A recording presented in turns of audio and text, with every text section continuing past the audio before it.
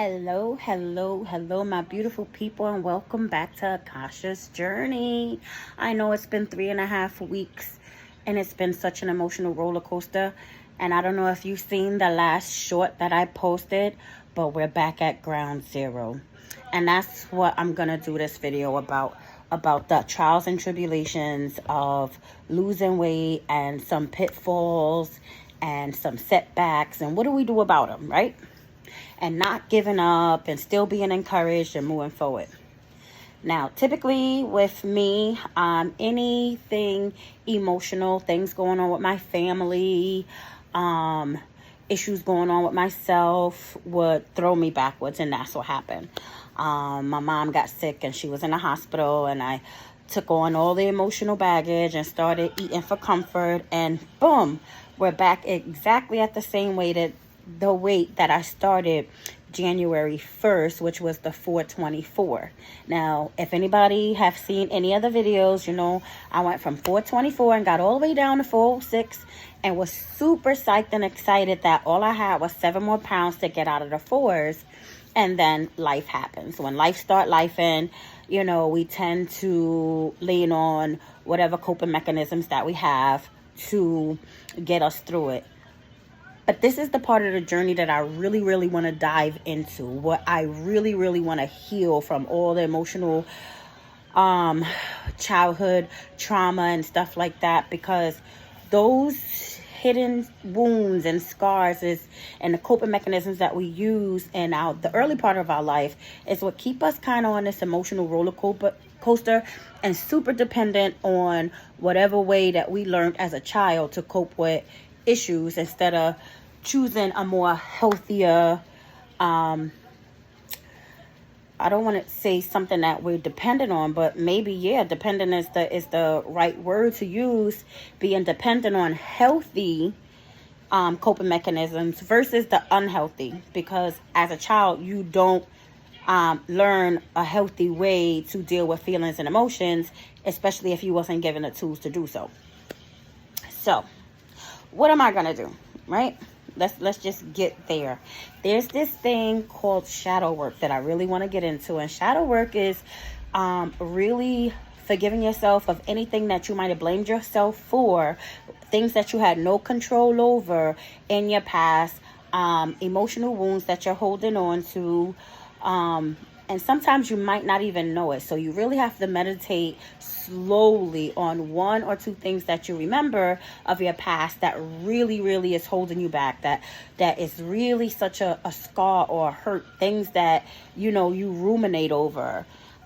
Things that is uncomfortable for you to even think about. I know for me, when I'm thinking about things that are really, really deep, I'm going to do like a series of like each thing and kind of give myself time, because it's not something that you just think about it today, you meditate and boom, it's over. No, it's a deep-seated scar for me, and this is the most deepest one and the one that I can remember, the earliest childhood memory of being touched as a child.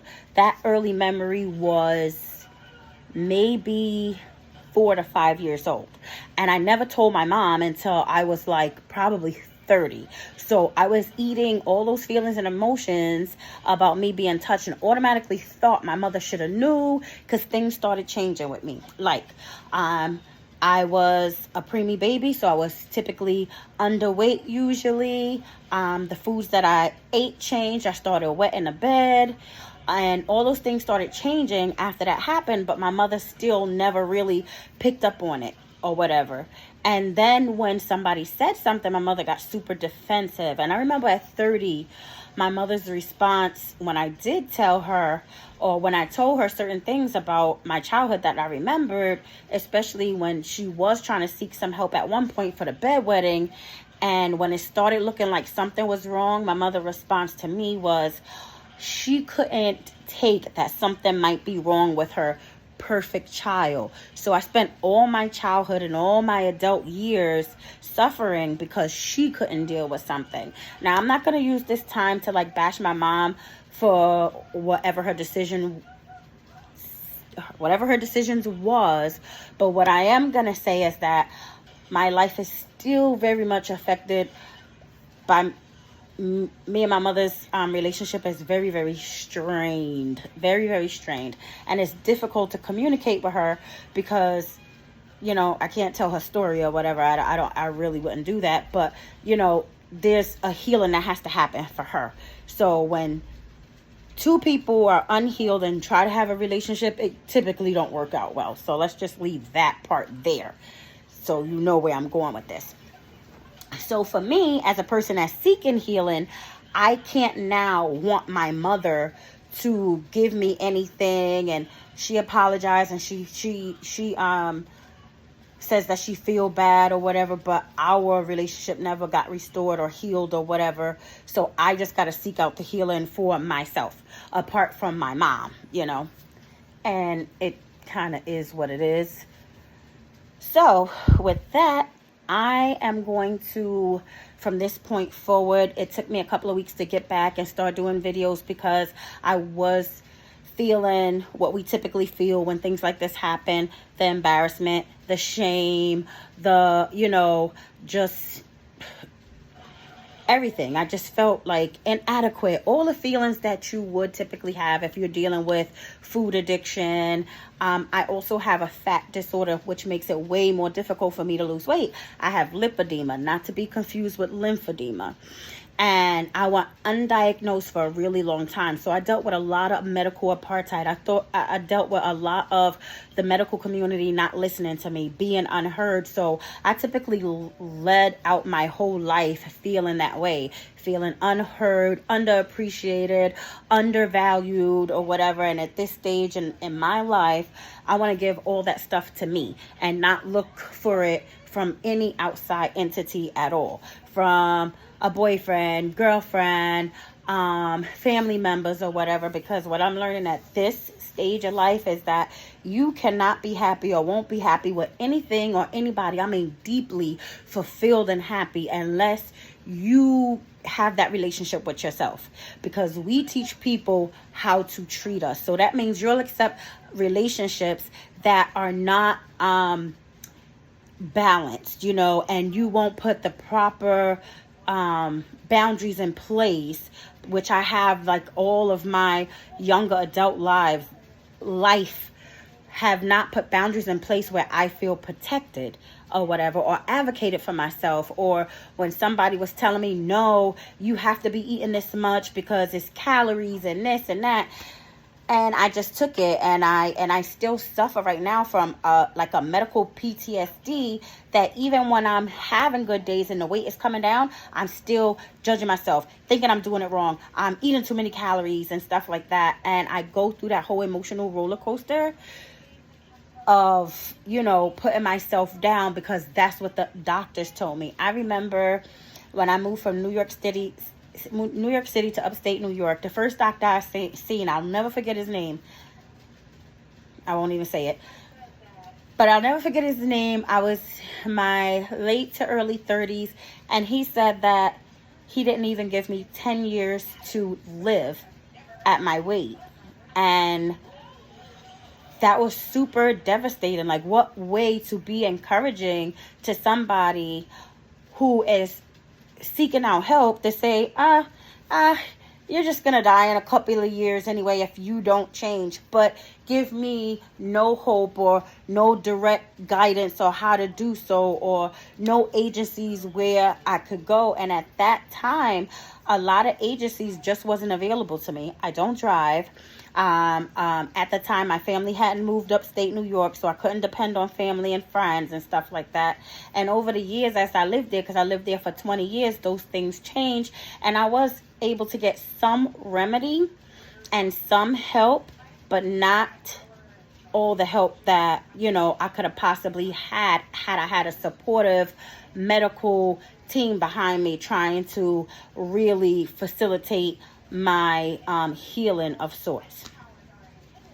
I shared in the last video that I had an unsuccessful gastric bypass. I shouldn't say unsuccessful. What happened was it plateaued really, really early. My highest weight was 525, and I came down 100 pounds, and it just plateaued right there because, again, I was misdiagnosed. They said lymphedema. It wasn't that. It was lipedema.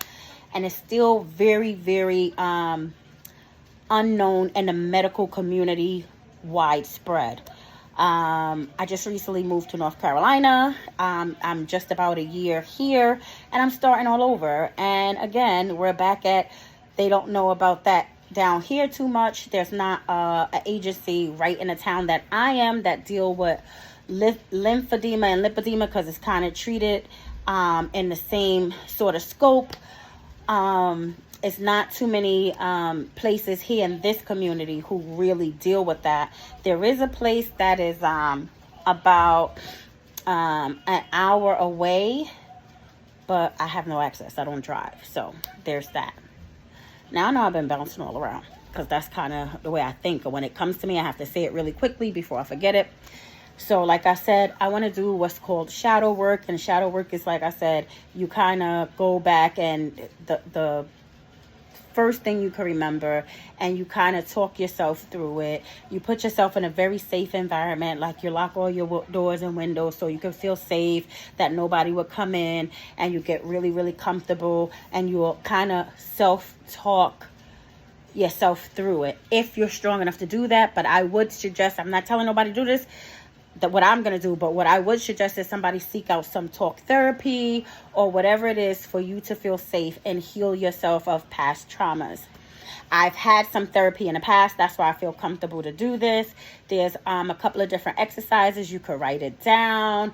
You could meditate on it. You could do some mirror work, which you talk to yourself very, very encouraging in the mirror, and let yourself know, your younger self, because that's where the scars first happen, your younger self, that she's safe, because you're operating mentally from that space where you first got hurt.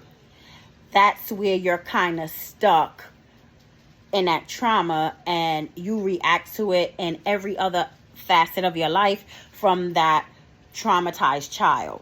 So, and I've seen different things that I do that at a woman of a certain age, you just should be over. Because I remember when I was about 30 something years old, and one of the apartments I lived in upstate New York, I had all of these butterflies all and up and down the wall. Now, that's not to say because you're 30 years old that you shouldn't love butterflies, but the way I had it was such a little girl's paradise. Butterflies all stuck up and down the wall. My bathroom was decked out with butterfly curtains and butterfly. It looked like a little 10-year-old's bathroom, and it gave me such joy. But that should have let me know, or hinted to me, that mentally and emotionally that I was still identifying with that hurt little girl, and it was coming out in my real life everyday things.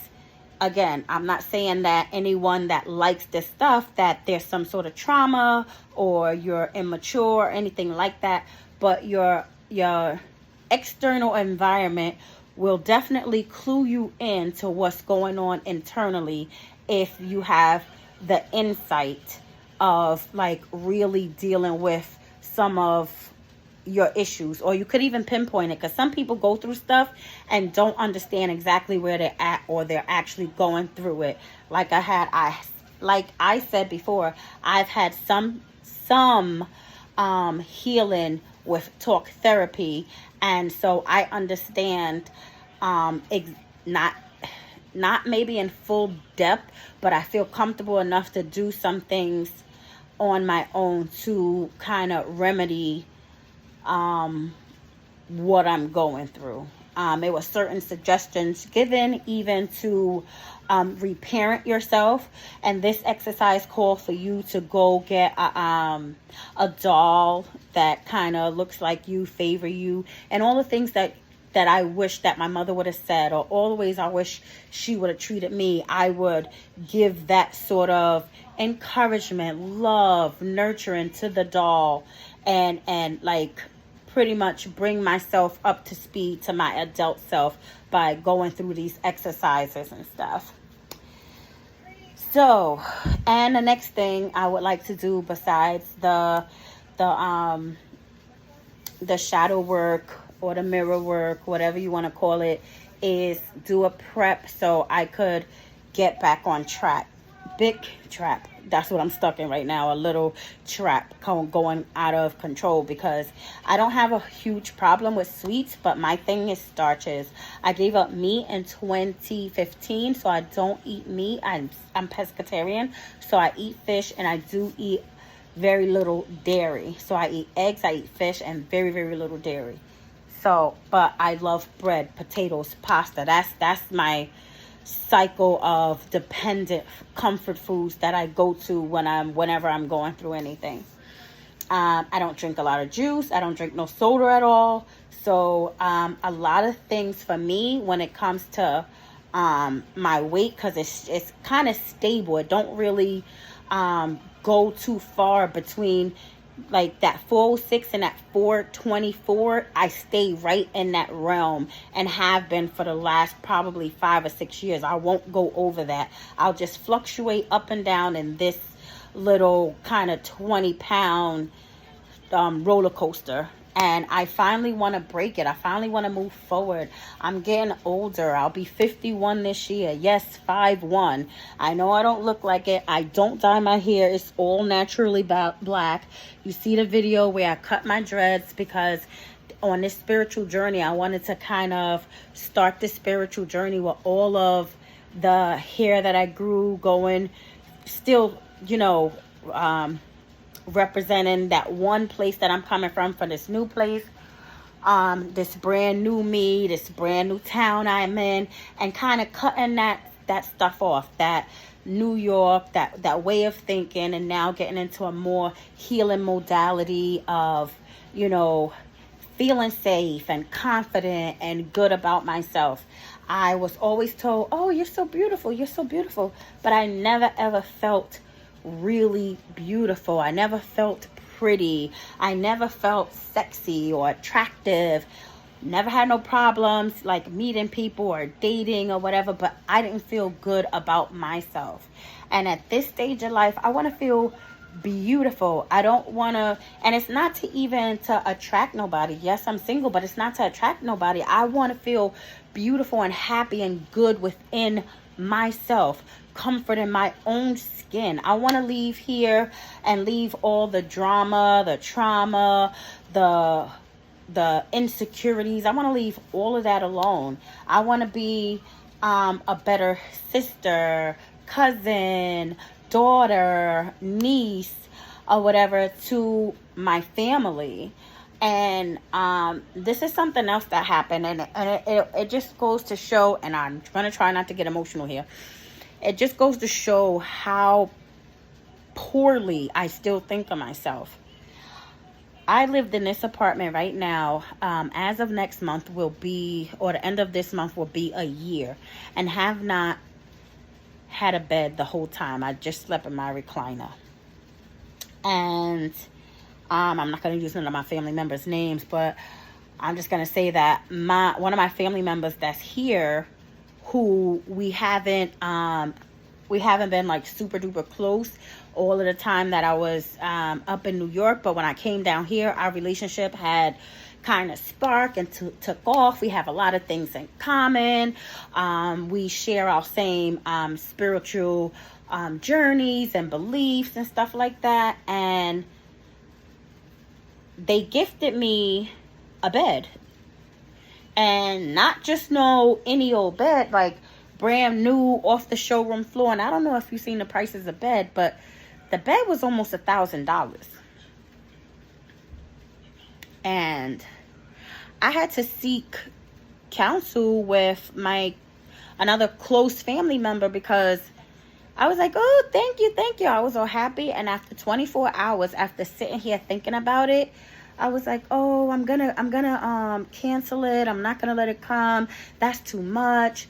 I went through feelings of being unworthy of a bed. I haven't had a bed in a year, and it's starting to take physical toll on me, to the point where I'm starting to have like swollen feet and stuff like that, due to, a lot of times I sit up after being in a recliner and my feet are down and stuff like that, and still think that I'm unworthy of having a bed to that cost, and feel bad that my family member had spent that much money on me. Like, I feel unworthy of a gift of that magnitude.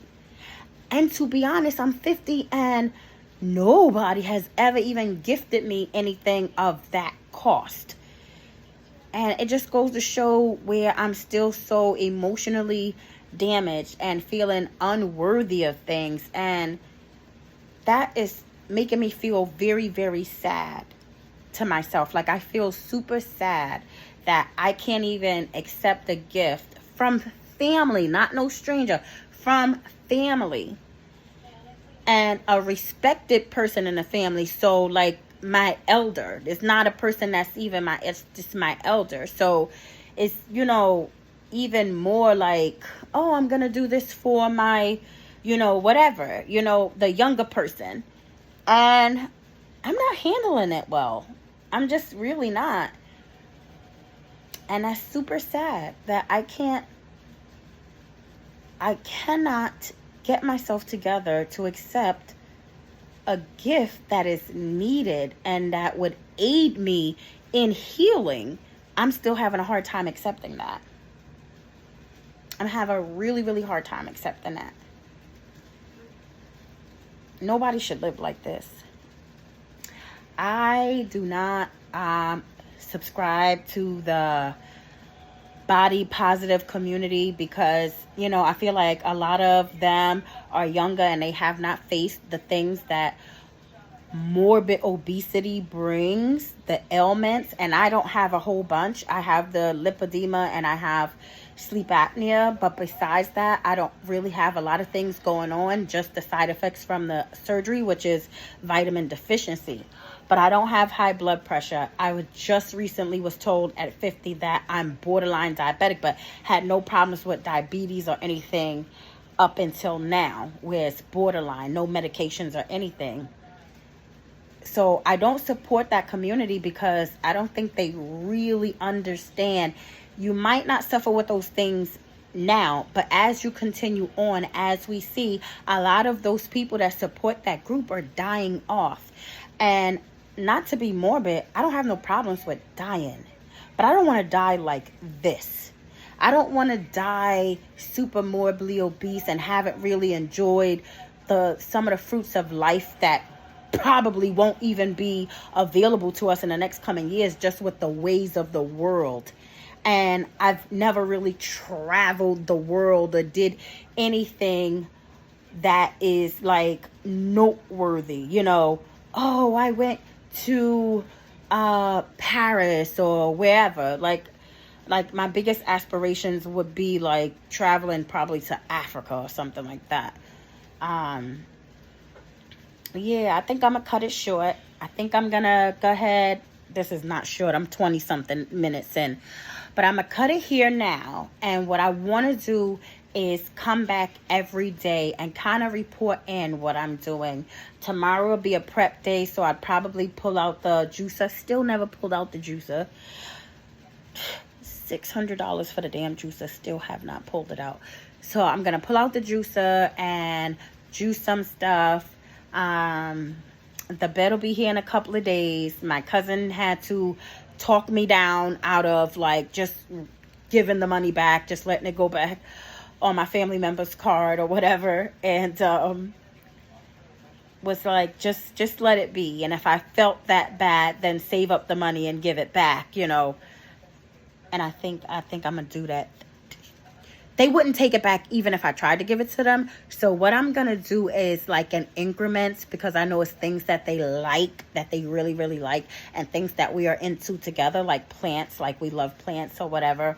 I'm just gonna do stuff like that to kind of gift it back to them, because they do not understand like the level of therapy that was within itself, because I don't know how much longer I could have lasted with this doggone recliner. Like, the recliner is literally falling apart because of my weight on it for a year.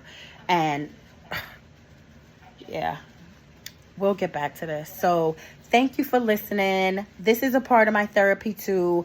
Finding like-minded people that's on their journey to heal themselves of their past scars and dramas and traumas, isms and schisms, that we could share and encourage each other. Because what I find now that's different about other times is that was 3.5 weeks and now I'm back on track. Before, it would take 2 and 3 years before I could come back to, all right, I'm getting back on the wagon. I'm going to go forward. I'm going to finish. I would just give up. Oh, I messed up. And then that was it. It sent me off on a tangent for years. So now it's shorter, and it's to be expected. Before, I would beat myself up so terribly. Oh, I just failed. I can't do it right. But it's expected. I've been living this way and in this habitual habit of eating poorly for years. I'm not going to just jump into it and get it right 100%. There's going to be roller coasters, and that's okay. That's okay. And that's what I want to share, and that's what I want to feel coming back to me. And what I want to give is us supporting each other as a family, as a group, as a tribe, and moving forward. So, love, light, and peace to all my prima and primos. That is cousin in Spanish. So, good night. I love y'all, and I will be back tomorrow with another video. This is March 10th in the wee hours in the morning. It's like 2 or 3 o'clock in the morning. So, probably later on today, I'll put out another video with the prepping. I don't know if I'm going to show that.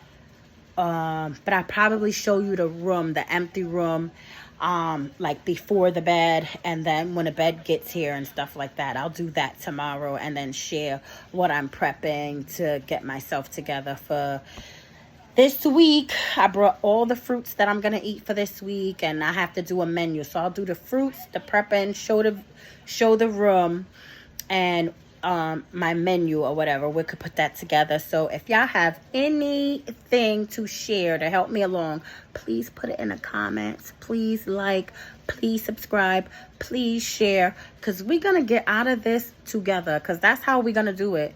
You know, they support this whole individualism. That's not how we're supposed to do things. This is tribe up with like-minded people and get out together. So each one teach one. Mwah. Love you guys.